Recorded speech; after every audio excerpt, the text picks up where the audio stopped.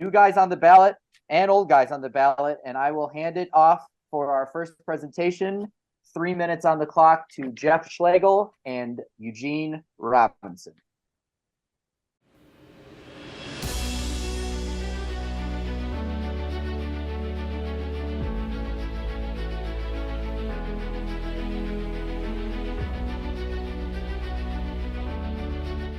Good evening, everyone. If I told you a safety had 99 combined career interceptions, forced fumbles, and fumble recoveries, would you think he was a Hall of Famer? Probably. Now, what do Steve Atwater and LeRoy Butler have in common? They were both safeties.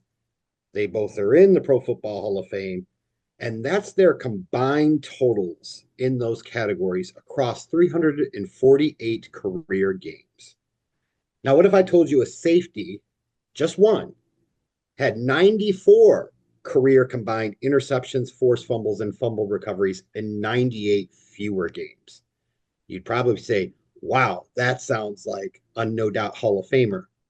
That's right. Let me introduce you to Eugene Robinson, also known as Pro Scouts Inc.'s highest graded safety for the 1990s. Let me repeat that. For the entire decade of the 1990s, the highest grade safety, according to them, over Hall of Famer Steve Atwater, LeRoy Butler, John Lynch, over potential future inductees. You'll hear about one, Rodney Harrison, later tonight, Aaron Woodson, over 1990s Hall of Fame all-decade second-team guys, Ronnie Lott and Carnell Lake.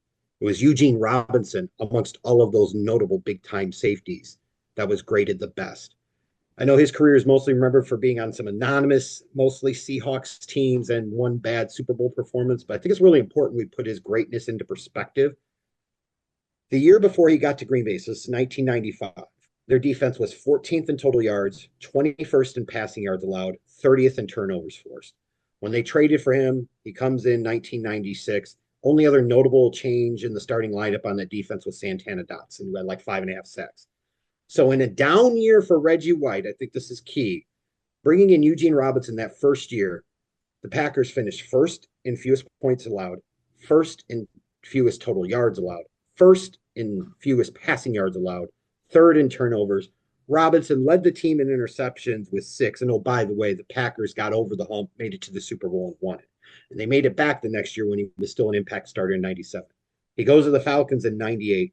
He's one of 2 new starters on that defense in 98 from a team that was 7-9 the year before. The defense was good, but not quite elite. 97 Falcons defense was 21st in points allowed, 20th in total yards allowed. With him being the notable addition to that 98 defense, they finished 4th in points allowed, 8th in total yards, and they rode that defense along with Jamal Anderson to the Super Bowl. And Eugene that year had 4 interceptions, a couple of forced fumbles and fumble recoveries, had a defensive touchdown. And it was his last of what should have been many more Pro Bowl seasons. Eugene Robinson had 1 interception or forced fumble for every 3.2 games he played. For context, you'll hear Paul talk later about Earl Thomas. He had 1 every 3.89 games in a much shorter career.